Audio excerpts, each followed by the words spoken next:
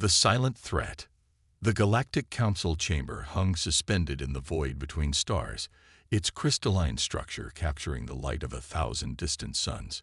Within its hexagonal core, 12 representatives of the most advanced civilizations in the known cosmos gathered to discuss what many considered an existential threat to galactic stability: the discovery of Earth.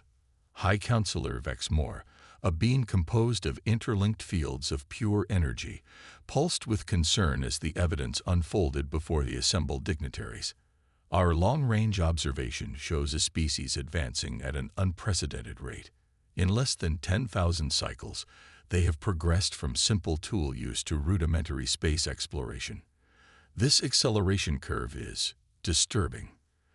The holographic projection in the center of the chamber displayed the blue-green world, then zoomed in on various human activities. Cities sprawling across continents, oceans filled with vessels, the skies buzzing with aircraft, and the beginnings of a space presence. What truly alarms our analysts, continued Vex Moore, is not merely their technological advancement, but their psychological profile. Humans exhibit a combination of traits we have never encountered in our 12 billion cycles of galactic oversight. Counselor Drell, a massive arthropod whose chitinous armor housed a hive mind of 5,000 synchronized consciousnesses, clicked her mandibles in agitation. Specify these traits. They are simultaneously cooperative and competitive to extreme degrees, replied Vex Moore. They form deep emotional bonds, yet wage war against their own kind with shocking brutality. They create art that demonstrates profound empathy, then develop weapons capable of planetary destruction. They are, in essence, a paradox. The council chamber fell silent as data streams projected the history of human warfare, from primitive tribal conflicts to global conflagrations. It showed their rapid advancement in weaponry, from stone tools to nuclear arsenals in a mere blink of cosmic time. Most concerning, added Vex Moore, is their relationship with their homeworld. No species in our records has so rapidly consumed and transformed their planet of origin. They have triggered a mass extinction event while simultaneously developing the means to spread beyond their world. Vevzel Bryn, a gaseous entity who represented the oldest civilization in the Council, expanded in agitation. We have seen this pattern before. A species develops technology before wisdom, spreads to nearby systems, and begins a cascade of resource exploitation that destabilizes entire sectors. The Zarkanian expansion nearly destroyed 3 spiral arms before we contained them. Are you suggesting implementation of the extinction protocol? Asked Drell, her compound eyes reflecting the holographic images of Earth. I am, confirmed Vex Moore solemnly. Our projections indicate humans will achieve practical interstellar travel within 200 cycles. Once they spread beyond their home system, containment becomes exponentially more difficult. Their resource consumption patterns, combined with their competitive nature, present a clear threat to galactic stability. The council chamber erupted in a chorus of communication, some audible, others telepathic, and still others expressed through pheromones or quantum fluctuations. The prospect of sterilizing an entire world was not taken lightly, even by civilizations that had witnessed the rise and fall of thousands of species. A smaller figure stood from the lower tier of the chamber. Zarthal, a relatively young scientist from a species known for their methodical analysis and caution, raised 4 of his 6 limbs for attention. High Counselor, if I may speak, Zarthal said, his translucent skin pulsing with bioluminescent patterns that conveyed as much meaning as his words. Our assessments are based entirely on long-range observation. No council representative has made direct contact with humans or studied them in their natural environment. Vex Moore's energy field contracted slightly. That is standard protocol for potentially dangerous species, scientist Zarthal. Yes, but our history is filled with examples where remote analysis led to incorrect conclusions, countered Zarthal. The Trillanian civilization appeared violent in all our scans, yet when we finally made contact, we discovered their apparent conflicts were elaborate cultural rituals with no casualties. You propose an alternative? Asked Drell, shifting her massive form. "A direct observation mission," said Zarthal. "I volunteer to go to Earth, disguised in a human analogous form. I will study them not as data points on a quantum projection, but as living beings in their natural context. Before we condemn an entire species, we should at least understand them fully." The debate lasted what humans would consider weeks, but Zarthal's logic eventually prevailed. The Council operated on principles of thorough investigation, even when facing potential threats. If the extinction protocol was to be implemented, it would be based on comprehensive evidence. "You have one local solar cycle," declared Vex more finally. "The Council will reconvene then to make its final determination. Your findings will be considered, but understand that the safety of countless civilizations may depend on our decision." Zarthal's journey to Earth was swift by human standards, but an agonizing crawl by the Council's. His ship, disguised as a common asteroid, settled into an orbit around Earth's moon. From there, his consciousness was transferred into a synthetic body that mimicked human appearance and biology nearly perfectly. His first night on Earth, standing on a hill overlooking a small coastal city, Zarthal felt an emotion rare among his kind: uncertainty. The lights of the human settlement sparkled below him, reminiscent of stellar nurseries he had observed in deep space. The air carried thousands of scents: vegetation, the nearby ocean, and the chemical signatures of human industry. Paradoxical indeed, he whispered to himself in newly formed vocal cords, adopting the identity of a visiting researcher named Zach Thompson. His mission: to determine whether humanity deserved extinction or survival. In the following months, Zarthal immersed himself in human society. He observed families in parks, politicians in heated debates, scientists in laboratories, and soldiers in training. He witnessed acts of startling cruelty and breathtaking kindness, often within minutes of each other.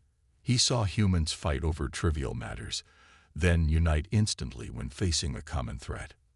What fascinated him most was their capacity for change. Unlike most species the Council had encountered, which followed relatively fixed behavioral patterns throughout their evolutionary history, humans seemed to constantly reinvent themselves. Their social structures, technologies, and even moral frameworks evolved at rates that defied conventional xenosociological models. During a visit to a research hospital, Zarthal observed human doctors working tirelessly to save accident victims. Their determination went beyond rational calculation of resources or evolutionary advantage. They fought for each life with a passion he found difficult to categorize. "Why expend so much to save one individual?" he asked a tired doctor during a rare break. The woman looked at him with surprise. "Because every life matters," she said simply, before being called back to an emergency.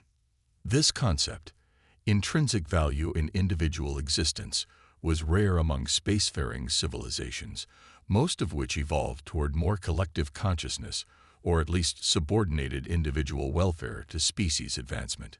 Yet alongside this compassion, Zarthal also witnessed humanity's darker aspects. He observed environmental devastation that would horrify any Council species. He saw wealth inequality that left some humans in desperate poverty, while others accumulated resources beyond any practical need. He witnessed conflicts based on tribal identities that seemed entirely constructed yet inspired deadly seriousness.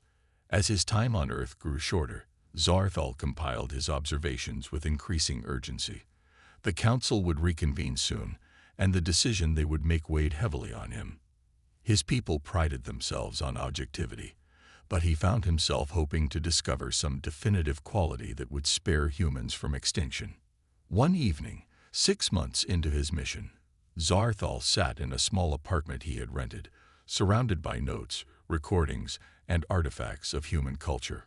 On his view screen, news reports showed simultaneous stories: a devastating regional conflict in one part of the world, and an international effort to rescue miners trapped in a collapse in another.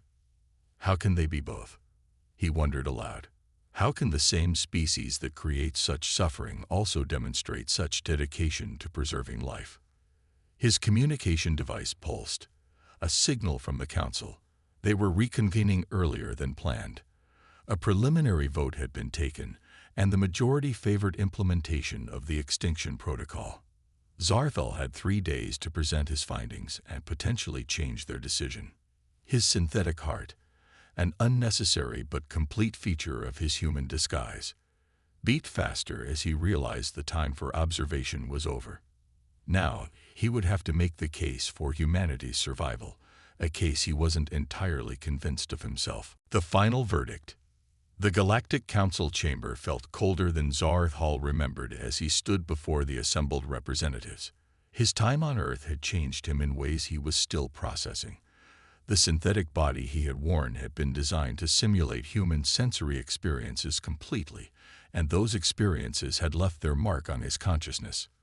Scientist Zarthal, intoned Vex More, the High Counselor's energy form pulsing with anticipation. Present your findings regarding the human species of Earth. Zarthal activated the holographic projector built into his ceremonial armor. Images of Earth filled the chamber, cities and wilderness, technology and art, conflict and cooperation. Esteemed counselors, he began, I have lived among humans for what they would consider half a year. I have observed them in their natural environment, participated in their social structures, and studied their history and potential trajectories. And your conclusion? Prompted Drell impatiently. Are they the threat our analysis suggests? Zarthal paused, choosing his words carefully. They are dangerous, he admitted, causing a ripple of vindication to pass through several council members, but not in the way we anticipated. He displayed footage of environmental destruction, forests being cleared, oceans polluted, species driven to extinction. Humans are indeed transforming their planet at an unsustainable rate. Their competitive resource acquisition does mirror the early stages of civilizational patterns we have classified as expansionary threats. Helbrin expanded in satisfaction. Then the extinction protocol is justified. We must act before they develop interstellar capability. That would be a grave mistake, countered Zarthal firmly. The chamber quieted at his uncharacteristic assertion. His species was known for measured, qualified statements, not bold declarations. Humans possess something I have not observed in any of our monitored species, continued Zarthal.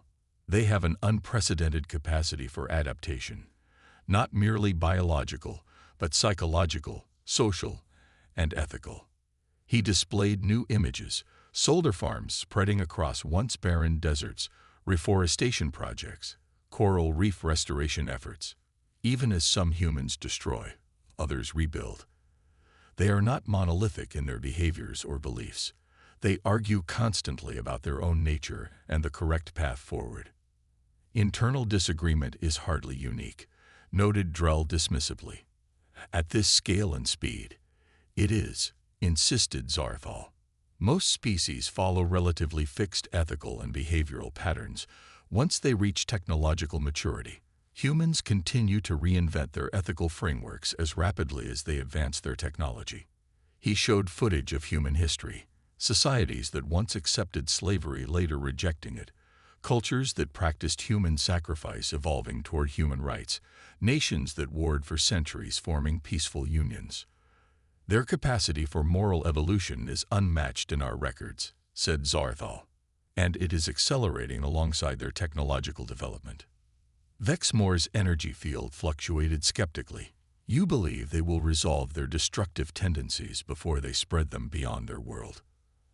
I believe they might, answered Zarthal, and that possibility alone warrants further observation rather than extinction. The debate intensified as council members questioned Zarthal about specific aspects of human behavior. He showed them human art, music, literature, visual expression that demonstrated profound empathy and self-reflection. He displayed their scientific achievements, accomplished without the advantages of the Galactic Council species. Most compelling, he said, displaying his final evidence, is their unique relationship with the concept of possibility. Humans imagine futures that do not exist, and then work tirelessly to create them. They call it hope. a cognitive framework that allows them to work toward positive outcomes despite overwhelming evidence against success. A delusion, dismissed Talbrin. A cognitive adaptation that might be unique in the galaxy, countered Zarthal, and one that makes their future impossible to predict accurately with our standard models. Despite Zarthal's impassioned defense, the Council remained divided. After hours of debate, Vexmore called for the final vote. The result sent a chill through Zarthal's being. 7 for extinction, 5 for continued observation. The extinction protocol would proceed. The sterilization fleet will depart immediately, announced Vexmore. The process will be humane. A targeted pathogen that affects only humans, causing them to become sterile. They will live out their lives but produce no offspring. In 100 cycles, Earth will be free for restoration and potential seeding with a more stable species. Zarthal felt something unfamiliar surge through his consciousness, an emotion he had observed in humans but rarely experienced himself. Indignation, outrage, a conviction that this decision was profoundly wrong. "I request permission to return to Earth," he said suddenly, "to continue observation until the protocol is implemented." After some discussion, the Council granted his request, seeing no harm in allowing the scientist to complete his research. What they didn't realize was that Zarthal had no intention of merely observing humanity's final chapter. During his time on Earth, he had come to believe there was something precious in human consciousness that deserved preservation. Upon returning to Earth, Zarthal broke the Council's highest law. He revealed himself to a select group of human scientists, explaining the incoming threat and the Council's decision. Initially met with disbelief, then panic, his revelation eventually catalyzed something unexpected, not surrender, but innovation. The human scientists, working with the advanced knowledge Zarthal provided, developed a countermeasure to the Council's sterility pathogen. But more importantly, they created something the Council had never anticipated: a message. As the sterilization fleet approached Earth's solar system, they detected unusual transmissions emanating from the planet. Not the expected radio chatter, but focused, coherent communications aimed directly at the fleet. The humans had detected them despite their advanced cloaking. The message was simple but profound. A mathematical proof demonstrating an understanding of quantum principles the Council had believed beyond human comprehension, followed by artistic expressions from cultures across Earth, and finally, a proposal, diplomatic recognition, and limited technological exchange under Council supervision. The fleet commander, baffled by this unprecedented response, contacted the Council. Zarthal, now branded a traitor but still respected for his scientific acumen, was permitted to address them one final time. "This is what makes humans dangerous, but also invaluable," he explained. "When faced with extinction, most species either fight futilely or accept their fate. Humans imagined a third option: becoming something new. They processed the knowledge of advanced civilizations, adapted to it within weeks rather than millennia, and reached out not in fear or anger, but with an offer of mutual benefit." The Council chamber erupted in chaos as the implications became clear. Humans had detected and countered technology thousands of years beyond their development level in mere weeks. The very quality that made them dangerous, their adaptability, also made extinction potentially impossible without destroying the entire planet. After intense deliberation, the Council narrowly voted to rescind the extinction protocol. In its place, they established the Human Containment and Observation Directive. Earth would be quarantined but allowed to develop, with careful monitoring and limited controlled contact. Zarthal, stripped of his Council position but spared execution in recognition of the unique situation, chose to remain on Earth as the first official liaison between humanity and the Galactic Council. 2 years later, standing on the same hillside where he had first observed the human city, Zarthal watched the lights below with new understanding. Beside him stood Dr. Elena Rivera, one of the scientists who had helped create the response to the Council's threat. "Do you think they'll ever truly accept us?" she asked, looking up at the stars. "The Council fears what it doesn't understand," replied Zarthal. "And humanity may be fundamentally incomprehensible to beings who evolved along more predictable paths." "That's not very reassuring," Alina said with a wry smile. "But it is the truth," said Zarthal. "The Council species achieved greatness through stability and gradual advancement. Humanity's path is chaotic, contradictory, and wildly unpredictable. That makes you dangerous in their eyes." "And in yours?" she asked. Zarthal considered the question carefully. "I have come to believe that the universe needs both types of civilizations, those that preserve and maintain, and those that challenge and transform. The galaxy has had enough of the former. Perhaps it's time for something new." As they watched the city below, news came through on Alina's communication device. The first human delegation had been approved to visit the council chamber as observers. "It was a small step, but a significant one. They still think of us as the galaxy's most dangerous species," said Alina, shaking her head. "Perhaps you are," replied Zarthal. "But danger and hope spring from the same source, the power to change everything."